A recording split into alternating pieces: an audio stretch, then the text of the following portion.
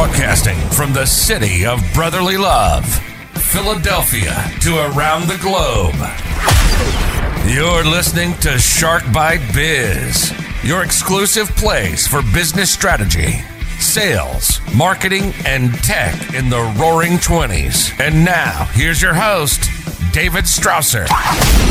It's that time again. Yes, indeed. It's time for Shark Bite Biz. Once again, I'm your rock star wannabe host, David Strausser. And please make sure you follow me on Twitter at dstrausser83 and at Shark Bite Biz. Today's guest is a good friend of mine, going back to my days of being a smart border champion in the Baja Cali mega region. For those wondering what a smart border champion is, let me explain. First off, it has nothing to do with immigration. It actually has to do with trade and commerce for the most part. Most people don't really realize it, but the Baja California region with Tijuana, Mexicali, along that whole border with SoCal is extremely vital to the U.S. economy. Between NAFTA and now the USMCA, a ton of products are produced and transported in that border region. And I was a big champion of trying to make that binational trade easier. Today's guest is a perfect example of how you can be successful having binational operations. He's a serial entrepreneur that has launched several businesses that stretch from the US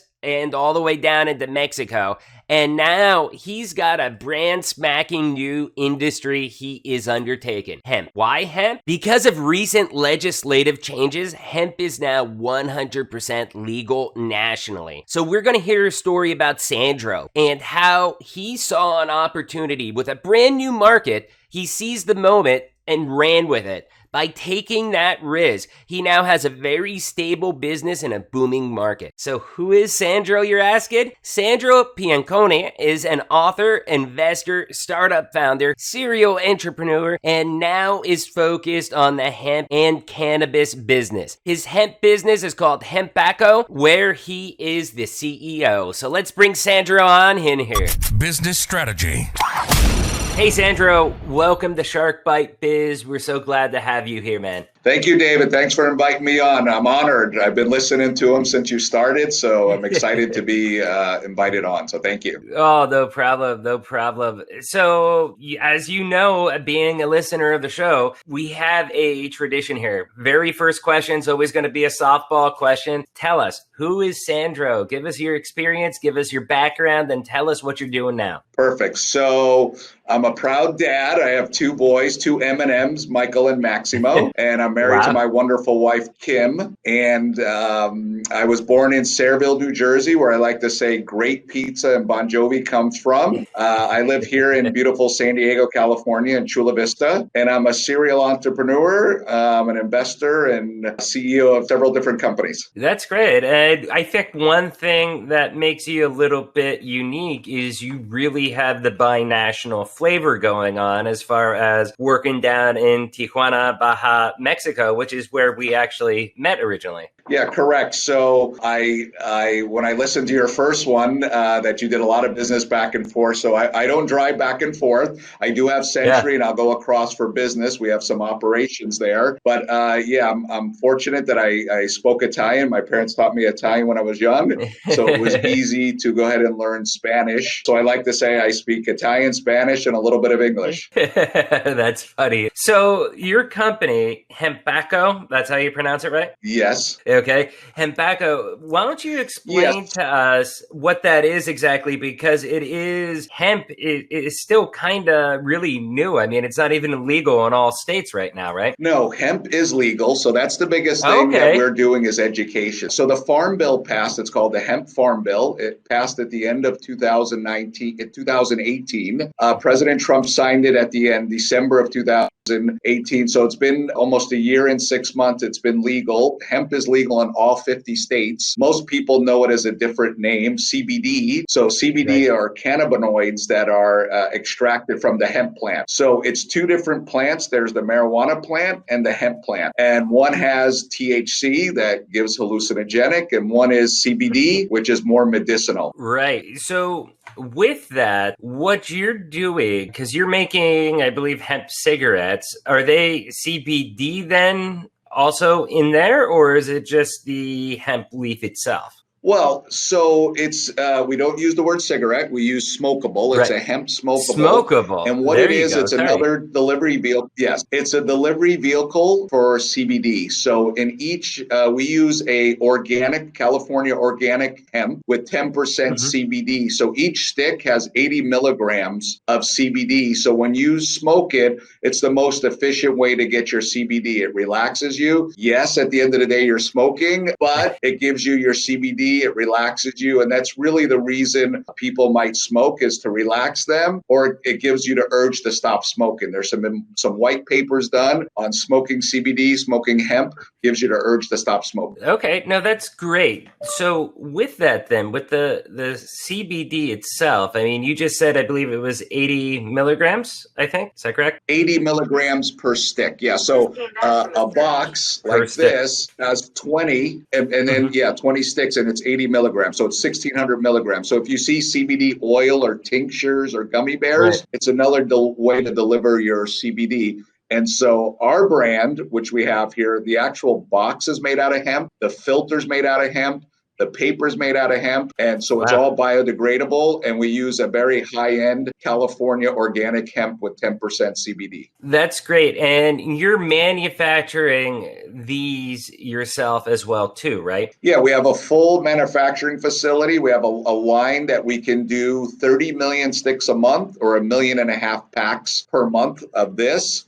But we also do white label. So we have a lot of clients from all over the U.S., some international, like Switzerland and Europe, that want us to do white label for them. It'll be their manufacturer for them, and then we can ship it anywhere. It's legal, not all countries, but most countries. Of all things, Mexico is not legal yet. Wow, that's kind of ironic. With that, then, where would you view that your business is? Are you guys like fully ramped up? Are you ramping up? Where in that pipeline do you view your current status? Yeah, so we're not a startup. A startup meaning has no revenue. We've been in revenue. Of course, the pandemic put a hold on it, but we just changed things a little bit. We're a subsidiary of a larger company in Mexico. So we've been producing smokables in Mexico, not hemp, but tobacco and other products. We have a maquiladora and Emex. So we've been doing it 5 years. We believed when the hemp bill passed, we truly believed we could import hemp into Mexico to the maquiladora, manufacture and ship it back, and then ship all over the world. Our lawyers told us we could do it. After spending about $200,000 in legal fees, we weren't able to do it. So we decided to build a factory here in San Diego and start making them in San Diego. Oh, no, that's great though. I mean, having a product like this, like, CBD that helps people, that's actually being manufactured there in San Diego, to somebody like me, I think that actually adds more value to, I don't know. I just view it that it's more easily sourceable. It's more trusted to me, knowing where that it comes from San Diego. Is. We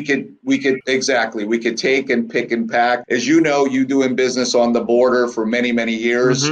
Some clients don't have a problem crossing the border, and some were terrified. Right. That was all pre-pandemic. Now we don't even bring people across to see our facilities, because it's difficult to cross. It's difficult to come back. So by having the facility here, yes, it's been tremendous to have the facility here in San Diego. No, that's great. So how has the current global pandemic affected the growth of your business? I mean, from supply chain to manufacturing to sales. How tough has it been, or how good has it been? Well, as you know, doing business, when this first happened, January and February, we were taking off. We were dealing with large distributors. Everything was going well. And then when it really hit, everything got put on hold. People were nervous because to launch a brand, you actually have to go out and you have to visit buyers. There was no traveling. None of that was going on. So it was very, very difficult. We had to change our program from, our MOQs being much larger to being MOQs that were smaller, that we could, hey, test the brand, go out, you can mail them to buyers. So we've been staying busy, and now we see what states are opening up, like North Carolina, Nevada, or we're starting to get large orders. But because we pivoted and did those small orders, we were able to get business. The other thing is, because of one of our other businesses is a cold storage, we were deemed essential. And so we were here working every day. We invited clients to come visit us. I think they wanted a reason to get out of the house. So they came in to visit us, and we closed a lot of deals. And the other thing we did is, when everyone was panicking, we dialed up the advertising on Google AdWords and SEO. And, now we are ranked number one in the space, and we have anywhere between 10 and 20 leads a day coming in. So for us, that's amazing. When there's panic, that's incredible. And we've heard that story again. We've had a few marketing experts on here talking about that, how companies pivoted. We had Elizabeth Yag, a very prominent lawyer out there in California, who was telling us, she used to get so much business from restaurant mats, but with restaurants being closed, they had to pivot, do the SEO search on Google, and they found out, more people are getting divorces because of the quarantine. Did that pivot from business law, and it worked out amazingly for her with SEO. And here you are saying about how you took advantage of the situation. It sounds like you reviewed the data, you interpreted it, got it into some good business intelligence, and made some smart decisions for your SEO advertising. So one question I have for you. Yeah, we tested, we do a lot of testing. We tested what's working, and believe it or not, what's working the best are videos. People like seeing, so we have a machine that makes 30 million sticks a month. So they like seeing the video, they like seeing the machine.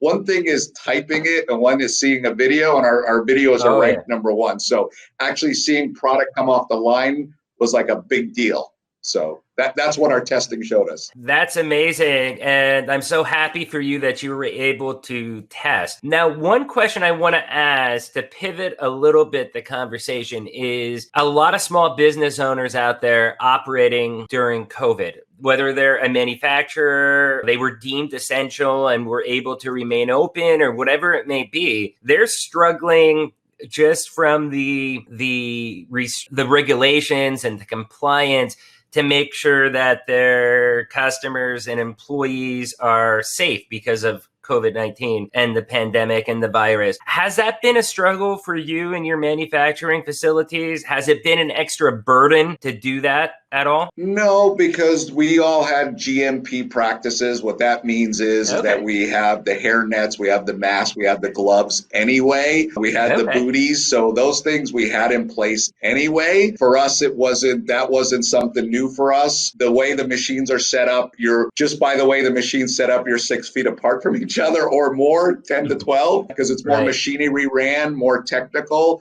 And then on the packaging side, the same. So that really didn't affect it. What affected is, and you're a salesman like I am, is, we would be doing a show, 2 or 3 shows a month. That disappeared. Oh, yeah. Phone calls and Zooms are just okay. And so, inviting customers here, if we can get a customer here and they can see the plant, see the factory, we feed them, we'll close them. So some of the things, the testing we did, we still do nationwide, but we'll spend more money on local, like California, Arizona, Nevada, where they can drive down and see us. People want to do business. They don't want to be cooped in their house. The face-to-face interaction for sales, from the business standpoint to the sales rep, that's really critical. And that's been one area of struggle, I think, for a lot of businesses to adjust to. However, I think as a nation, we have been slowly prepping for this. I've closed with Vision 33, my day job, $750,000 deals where, even though they're 15 miles from me, I've never once met them on face. They just want to do it all through digital meetings and stuff. But I still think that, pre-pandemic, we weren't there. Even during the pandemic, having people in face-to-face, doing events, stuff like that, it's critical. I mean, the pandemic, because of not being able to get out to events and network, and that's one of the reasons I actually started this podcast. Right. So think about this, though. Vision 33 has been there a long time. You have it starting a new company. It's basically a startup or starting a new brand. Before someone, our average ticket, is $100,000. They want to know there's a real factory before they wire their 50%. They want to ask, can we change this? Can we change that? So doing it on Zoom is very difficult. It's a little bit different. We have clients that come here and they drive here or fly here. But also from launching a new brand, the best way to do it was trade shows. And when you're at a trade show, if we were already selling 1 million packs and then we were just doing reorder, we could do that on email. We could do that on the phone. Yeah. But to sell it at the beginning, you need to travel or do trade shows, let them smoke it, that kind of stuff. So that's what we're really missing. And we don't, what will a new trade show look like? We're not, they're talking virtual, but it's not the same thing. Right. You can't look someone in the eye. Right. You can't shake hands with them. Right. You can't have them test your product. Yeah. No, that is true. And I think that's all part of this digital transformation that everybody's kind of forced to go through right now. The information that you're given, it's tremendous because it really shows your experience and your dedication to building this product, because these are real struggles that a lot of businesses besides, just you are facing. And getting this out, I think, is really going to allow a lot of businesses to grow. So I wanted to ask you too, I don't know, I heard it from a little birdie that was flying by, but you're about to be on Netflix, right? Yes. So we were fortunate last year that one of our clients that we deal with in the CBD hemp space also is part of a movie studio in Hollywood, and they are working a 4-part documentary on Netflix about the hemp and cannabis space. And we were fortunate enough to be invited. They liked our story. They came and visited our plant, and they filmed us telling the story about what we're doing, how we're doing, not just our Hempacco, but also part of it, we have vending machines, CBD vending machines. And so we're fortunate. They were supposed to come out in March or April. And because of the pandemic, they have since pushed it. And we're looking at maybe September, October. We're excited because once it goes, of course, on Netflix, it's worldwide. And we think we'll get calls from, all over the world. So we're excited. That's probably like the best promotion you can get right now because everybody's binge watching Netflix. Well, and if they're not, I'm going to promote it and put press releases out so people will watch it. Yeah. I was watching the trailer that you had sent me, and it looks great. Can you tell us the name of the documentary one more time? Well, the name, they're still working on it. Okay. It's called Barely Legal is what the working name is. So Barely Legal. And, they're talking about hemp and then the states where it's legal cannabis, but why they say barely legal. So they go through, they have lawyers, they have all different things about the pros and cons of cannabis in the United States. Yeah, no, from the trailer, it looks amazing. It's really interesting. And I think a lot of entrepreneurs out there will find it interesting because some facts about the hemp industry is that they expect it to grow now that it's legal in the US up to 10 billion or something like that, I've read. No, $22 billion in 5 years. $22 billion. It's amazing. Yeah. The CBD, the plant, has so many different things you can use it for. And so now they're infusing water, they're having it in gum. There's different things they're doing with it. They're using it for cooking.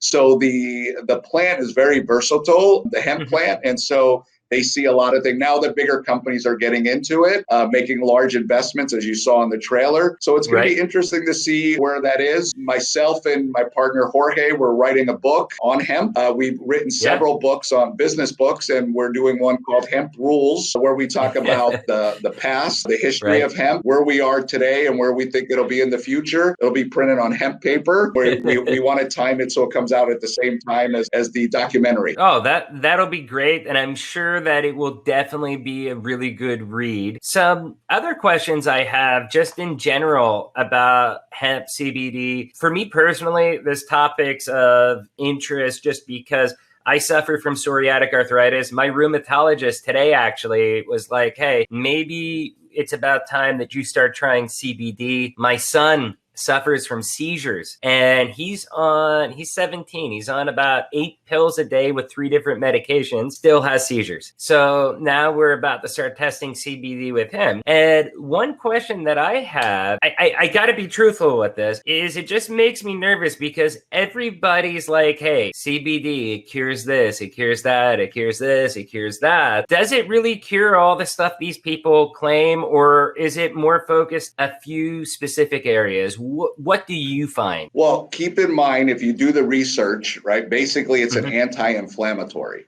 right? So that goes back to your arthritis or the seizures. The seizures has proven it works. In Mexico, CBD is legal for seizures. That's the only thing it's legal for. So epilepsy, there's a San Diego company, since you're from San Diego, called Hemp Meds. They got approved to get their product into Mexico. The CEO, their daughter had this epilepsy, was bringing CBD in from the United States. He felt like a criminal, and he said, I don't want to feel like this. So he went in front of the Congress, pleaded for it, and got it legal in Mexico. So, the people who use it swear by it. Of course, it doesn't work for everything, right? You're not allowed to make claims, but it's, basically when I say an anti-inflammatory, you would think the things that would help would be arthritis and those type of things. A lot of senior citizens use it for that reason, and they feel good using it. That's great. When you start using products for the first time, like your smokables that you have with the CBD in it, typically, how long does that take to ramp up? So I'll separate the two. On the smokable, believe it or not, it's the most effective way to get your CBD in, because as you smoke it, it's going right into your blood system, into your lungs, into your blood system. So what you're going to feel is you're going to feel relaxed. So people smoke them at night, usually is what we see, when we're doing our research with clients. They'll smoke it at night to relax. Or people have anxiety, or just being at home, people have anxiety. So by smoking one or two of them, it relaxes them. So that's immediate. But if you have arthritis or some of those things, you're going to have to take it for a week, 2 weeks, 3 weeks to start feeling it, because it has to go through your blood system and do it, much like medicines or aspirins or those things would take for arthritis. But yeah, you would get on a daily regimen for CBD and take it, I take it daily through a tincture to make me sleep at night. So Okay.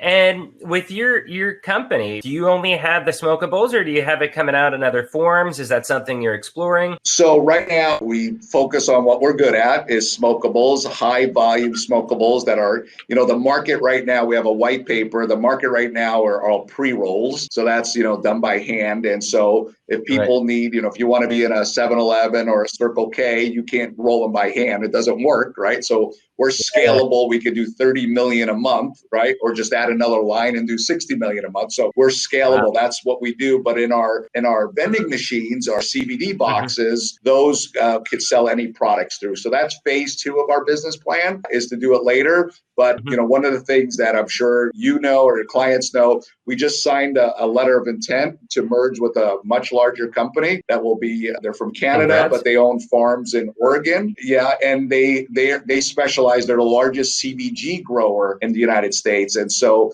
the plant has different types of cannabinoids, and CBG is a different type of cannabinoid. They're the largest for that. And there's a lot of studies coming out on that. It's like CBD, but it's different. It's called CBG. So we'll have a full line of CBG products in our portfolio, you could say. So while we're out selling and marketing, and our plan is when Mexico becomes legal, we'll have our smokables, but we'll have all our CBG products for Mexico. Right. So with your products and all that stuff, is there, with the global pandemic that was going on, I mean, have you had any supply chain issues or anything like that getting it out? I mean, I know the sales stuff we talked about, but have you had any slowdowns of getting things in or out? The answer is yes. There's always challenges, and either they're real or made up, and we don't stop. We always have a plan A, a plan B, a plan C. If we were a regular startup, we might be crying, but because we have a facility in Mexico and we can buy from Mexico, our printing, we do Guatemala, we have Mexico, US.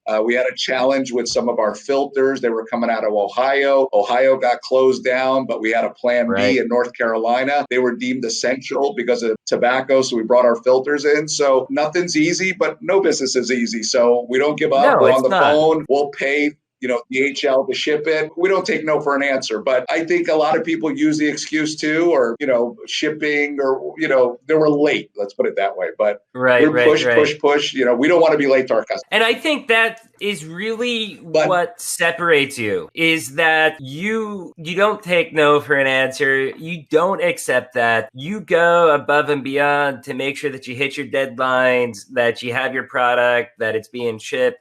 And if plan A doesn't work, you already have B, C, D, E, F, G ready in line to go. And I think that's what makes you successful. Yeah. And we always have the plan B, but we had to pull them into effect for this because no one could have planned this. Now, of course, hemp, there's plenty of hemp, right? So California, San Diego, Imperial County is growing a lot. So we pulled it out of Imperial County. So that wasn't the issue. And fortunately or unfortunately, we don't do any business with China. So that didn't affect us at all. As things went, Mexico started having challenges. And then we pulled from Guatemala. And so, we just, we keep it going, keep moving. Oh, that's perfect. So I got two final questions for you. The first one is, what kind of words of advice do you want to give out to anybody that is looking to get into the hemp industry itself? So the hemp industry is quite large. We call it the Wild Wild West. So they should study it.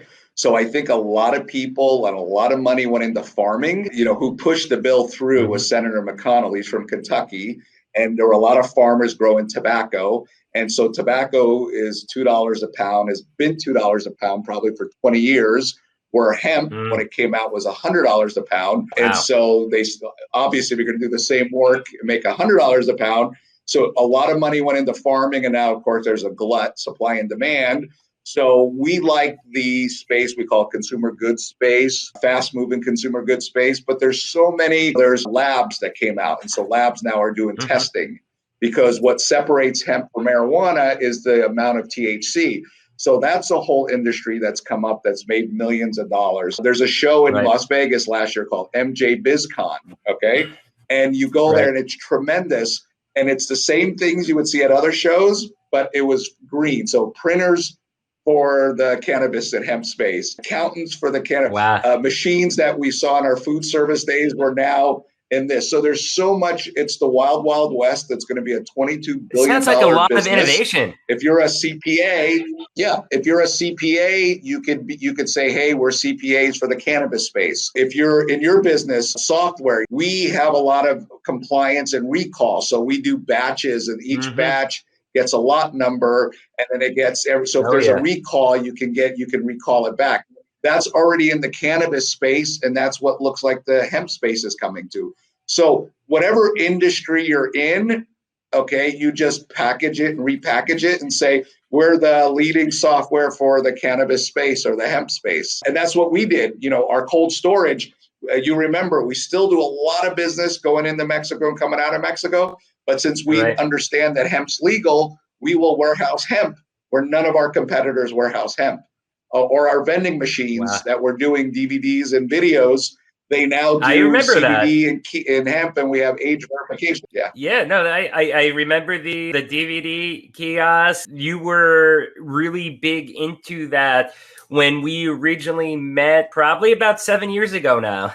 Yes. I think it is. It's been a while. Yes. It's been a while. And so they're all converted. They're all converted to green. They have different products in it. They have age verification, credit card processing, and Visa, MasterCard, and Apple Watch for CBD and hemp products. Oh, that's great. So my very last question before we tell people how to reach you is a lot of one of the reasons I started this show is because there's a lot of people that are struggling to pivot during this global pandemic. Some of them are not nearly as experienced as you are. What final words of advice do you have for those small business owners or directors, managers of smaller companies that are just struggling to survive right now? Well, it's a lot of what I heard on your show too. You have to survive, right? We have to feed our families. Yep. We have 50 families that rely on us every day. You need to be nimble. You need to pivot. Marketing cures all ills. You need to keep marketing during this time because a lot of our competitors are not. So you need to market. and just look at what's Right. going on there. And if there's a way you can, everyone's saying, hey, go to the internet. Okay, that's fine. But also, Mhm. what can you do to get, what businesses are, so here in California, they said what is essential is cannabis dispensaries. It's up 200% their business. So what business are you in? Go after the businesses that that have to be in business, that are essential to sell to. The ones that are closed, I don't care how good of a salesperson you are, what product you have. If they're closed, they're not buying. They ain't buying. So You know what? we It's changed our ironic cold you storage say that. business. I was going to say real quick, Sorry? it's ironic that I was going to say that it's ironic that you say that because during the time when a lot of businesses were closed, our phone was ringing off the hook with leads. People were like, oh, well, we're closed right now. We're forced closed. It's a good time to check out ERP solution. And then we'd go through the sales cycle like, Yeah. okay, are you sure? Are you sure? And they're like, yeah, we love you. You want to get your solution? We'll call you as soon as this business opens back up. And we're like, oh, man, it's tough. In our cold storage business, we had one room, which will sound cool when I tell you, but it was full of craft beers from Mexico coming into US and US going into Mexico, and all that stopped. They made beer illegal in Mexico. It wasn't essential. The bars and restaurants were closed here. And so not only were they not turning it, which is how we make money, they weren't paying. And so, we went out and we found some pharmaceutical companies and loaded up the warehouse with pharmaceuticals. They pay more and they pay on time. And so you got to be nimble. You got to see what's working. And, we say we get up early, we work hard and research and we sell. We don't stop selling. From beer to pharmaceuticals. That is an amazing pivot right there. And I think that is the definition of being nimble and pivoting. That's a great story. So Sandro, tell me please, how can people reach you if they want to talk to you or your company? Where's the best place to reach them? Yes, so you can go to our website. It's Hempacco, Hempacco packaging, packaging.com. You'll put it up. So Hempacco packaging. Yep. If you go there, we have the video or a piece of the video from Netflix. You can sign up for a white paper. The white paper will tell you all about this business, this $22 billion industry that we're doing. Keep a lookout. We also have a white paper on Amazon. If you want to go to Amazon and you're Prime, it's free. And then you can always hit us up on our LinkedIn page. My name's Sandro Piancone. We're always posting videos, papers, and things. We're trying to educate because I think that's the biggest part of our industry. Most people, and still to this day, think what I'm doing is illegal or it's marijuana, and it's not. It's legal in all 50 states. It's CVS sells it, Rite Aid. It's legal in all 50 states. No, that's great. Thank you for the info. Definitely, please reach out to Sandro's company. Reach out to Sandro. He is a wealth of information, and it sounds like his company's doing some great things out there. Sandro, thank you so much for your time for coming on here. It's been great. And I can't wait to see you again, man. Well, thank you so much. Enjoy Philadelphia, and hopefully we'll see you in San Diego soon. Oh, I can't wait to get back. I love chatting with Sandro because he's always a wealth of knowledge to me. And I must admit, being on a Netflix documentary, yeah, it's pretty gnarly. In fact, I love it so much, maybe that's the next step for Shark Bite Biz. Seriously though, Sandro is extremely knowledgeable, and every time I chat with him, I get enlightened. He is one of the people that every time we chat, he is doing something new. And when he's doing something new, it isn't because the previous venture failed or anything like that. No, he's still got all those businesses. He just keeps adding to his empire. And I'm really impressed, though, with what he did with Hempacco. It wasn't just a newly legalized industry. Hemp was completely new for him. Like he said in the story, he found it by accident. He saw an opportunity, he learned on the go, and went after it, and now he's doing pretty awesome growing his business. Literally growing.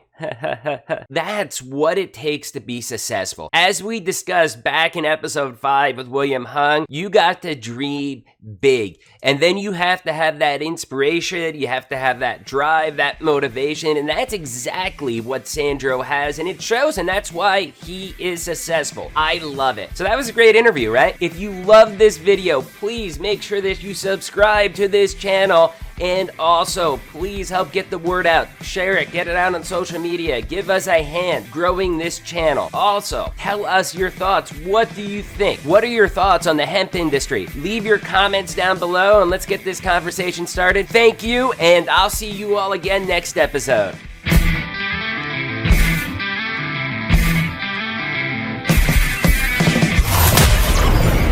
Thank you for listening to Shark Bite Biz.